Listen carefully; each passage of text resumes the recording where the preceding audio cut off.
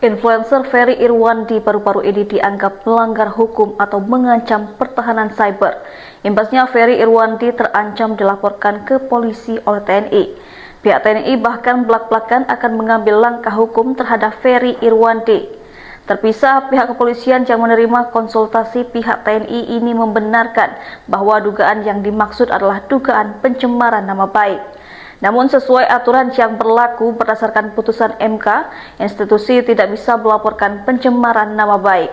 Meski begitu, anggota Komisi 1 DPR RI Dev Laksono justru seperti mendukung rencana langkah hukum dari TNI ini.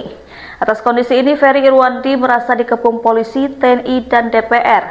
Melalui akun Instagram pribadinya, Ferry Irwandi menyampaikan curhatnya Kamis 11 September 2025. Diakui Ferry, ia hanya bisa tertawa saat tahu kejadian ini menjadi perhatian polisi, TNI, bahkan DPR. Ferry pun menyampaikan pemikiran terkait anak-anaknya. Ia khawatir apakah anaknya kelak akan percaya dengan fitnah dan tuduhan yang diarahkan kepadanya. Ia pun berharap ketika anak-anaknya sudah besar nanti, mereka akan mengerti cerita yang sebenarnya mengenai kisah hidup ayahnya.